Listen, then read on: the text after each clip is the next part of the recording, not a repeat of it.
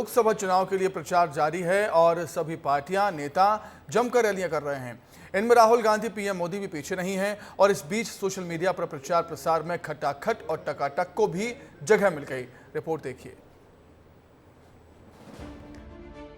हर महीने टकाटक टकाटक टकाटक टकाटक खटाखट खटाखट। चुनाव प्रचार के दौरान पीएम मोदी ने इंडिया गठबंधन पर अलग अंदाज में तंज कसा।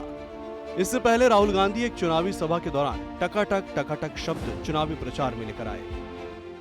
1 लाख रुपए हिंदुस्तान के सबसे गरीब महिलाओं के बैंक अकाउंट के अंदर हर महीने टकाटक टकाटक टकाटक टकाटक टक। इसको कहते हैं विकास। पीएम मोदी ने राहुल के बयान पर पुणे में हुई चुनावी सभा में उस अंदाज में तंज कसा जो सोशल मीडिया पर अब वायरल हो गया है। इन शहजादों को ना मेहनत की आदत है और ना ही नतीजे लाने की। इसलिए कहते हैं देश का विकास अपने आप होगा। और कहते क्या है, विकास कैसे होगा? बोले खटाखट खटाखट। ये इंडी गठबंधन टूट करके बिखर जाएगा खटाखट खटाखट। और शहजादे, चाहे वो लखनऊ वाले शहजादे हो या दिल्ली वाले, ये शहजादे गर्मी की छुट्टियों पर विदेश निकल जाएंगे खटाखट खटाखट। पीएम मोदी और राहुल गांधी का ये टकाटक और खटाखट सोशल मीडिया पर खासा चर्चा में है। अभी 3 चरण के चुनाव बाकी है। देखना होगा कि खटाखट और टकाटक का चुनावी वार आगे क्या रंग दिखाता है। ब्यूरो रिपोर्ट, विस्तार न्यूज। वहीं छत्तीसगढ़ के नेता लगातार पड़ोसी राज्य ओडिशा में प्रचार करने जा रहे हैं। खास तौर से बीजेपी के तमाम नेता और शायद सरकार के मंत्री ओडिशा में प्रचार करने में लगे हुए हैं और इस बीच लोगों के मन में क्या चल रहा है, ये बड़ा सवाल है। इसे ही हमने वहां के लोगों से जानने की कोशिश की है। विस्तार न्यूज की टीम ओडिशा के सुंदरगढ़ पहुंची और लोगों से बातचीत की। सुनिए आप भी। आज हम लोग उड़ीसा के सुंदरगढ़ डिस्ट्रिक्ट में पहुंचे हैं। लोकसभा चुनाव में क्या चल रहा है, उड़ीसा में विधानसभा चुनाव में किसके पक्ष में माहौल है, इन सब चीज़ों पर आज चाय के साथ चर्चा करेंगे। हमारे साथ कुछ साथी हैं जो बताएंगे कि क्या माहौल है यहाँ का और किस तरीके से चुनावी गतिविधियाँ आगे बढ़ रही हैं। क्या नाम है भैया आपका? संजीव पटेल। कैसा चल रहा है यहाँ का चुनाव? ये चुनाव सरगर्मी बहुत ज़्यादा है और टक्कर बहुत हाई टक्कर है। मतलब किसमें टक्कर है? बीजेडी और बीजेपी में टक्कर है, जोरदार टक्कर है। काम दिख रहा है? काम दिख रहा है। कोरोना का पीरियड था, 2 साल तो वो घर से मतलब सब बंद था। उसके जो बचा कुचा 2-2.5 साल में अच्छा खासा काम किए हैं। क्या लग रहा है यहाँ के मुद्दे क्या हैं उड़ीसा के? देखिए, बीजेपी हो बीजेडी, दोनों सरकार बोल रहे हैं कि हम, कोई बोल रहा है मैं बिजली मुफ्त कर दूंगा, कोई बोल रहा है मैं ऐसा कर दूंगा, फलाना कर दूंगा। क्या नाम है भैया आपका? आलोक पात्र। हाँ जी। आपकी दुकान का क्या नाम है? पात्रो चाय दुकान। क्या लग रहा है आपके पास तो सब लोग आते हैं, नेता, स्थानीय लोग, युवा, क्या लग रहा है इस बार मुद्दा क्या है? क्या मुद्दा है? बीजेपी बीजेडी पूरा टक्कर चलेगा यहाँ पर। जैसे लग रहा है वोट हार बहुत कम रहेगी, जो भी जीतेगी। सब तो ठेकेदारी हिसाब से तो पैसा काम कर ले भी पैसा नहीं मिलता है। सरकार से क्या चाहते हो आप? क्या करना चाहिए? किस तरीके से सरकार काम करे?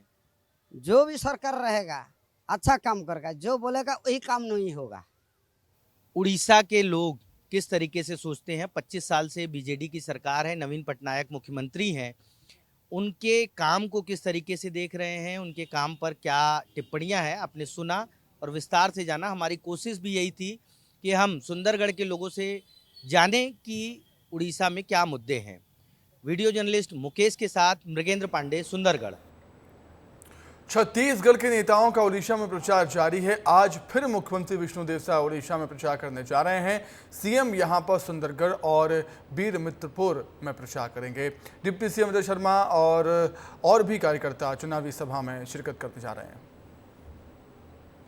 छत्तीसगढ़ में 11 लोकसभा सीटों पर हुए मतदान के बाद लोकसभा चुनाव की वोटिंग तो खत्म हो चुकी है, लेकिन छत्तीसगढ़ के बीजेपी नेता अभी आराम नहीं कर रहे हैं, क्योंकि जिम्मेदारी उन्हें बड़ी मिल गई है। छत्तीसगढ़ के बाद राज्य के सीएम और डिप्टी सीएम के साथ संगठन के तमाम पदाधिकारी और महिला बीजेपी के तमाम नेताओं को उड़ीसा में प्रचार के लिए जिम्मेदारी दी गई है। छत्तीसगढ़ के मुख्यमंत्री विष्णुदेव साय और डिप्टी सीएम भी लगातार उड़ीसा के दौरे कर रहे हैं। आज छत्तीसगढ़ के नेता उड़ीसा में कहां प्रचार करेंगे, ये भी जान लीजिए। सुबह 10:20 पर रायपुर से उड़ीसा के लिए रवाना होंगे मुख्यमंत्री विष्णुदेव साय। उड़ीसा के सुंदरगढ़ लोकसभा क्षेत्र में जनसभा करेंगे सीएम। सुंदरगढ़, बिरमित्रापुर, राजगांगपुर में चुनावी सभा में शामिल होंगे सीएम। उधर डिप्टी सीएम अरुण साव भी उड़ीसा जा रहे हैं। उड़ीसा के संबलपुर में केंद्रीय मंत्री धर्मेंद्र प्रधान के लिए प्रचार करेंगे। डिप्टी सीएम स्थानीय कार्यक्रम और बैठक में भी शामिल होंगे। उड़ीसा के पश्चिम में छत्तीसगढ़ है। यहाँ 21 लोकसभा सीट है और 147 विधानसभा सीटों के लिए मतदान 4 चरणों में हो रहे हैं। उड़ीसा का समीकरण भी आप समझ लीजिए। 21 लोकसभा सीट और 147 विधानसभा सीट है। लोकसभा में अनुसूचित जाति की 3 और अनुसूचित जनजाति की 5 सीट रिजर्व है। 4 चरणों में मतदान लगातार जारी है। चौथे चरण में 13 मई को यहाँ पर मतदान हो चुका है। इसके अलावा 20 मई, 25 मई और 1 जून को भी वोट डाले जाएंगे।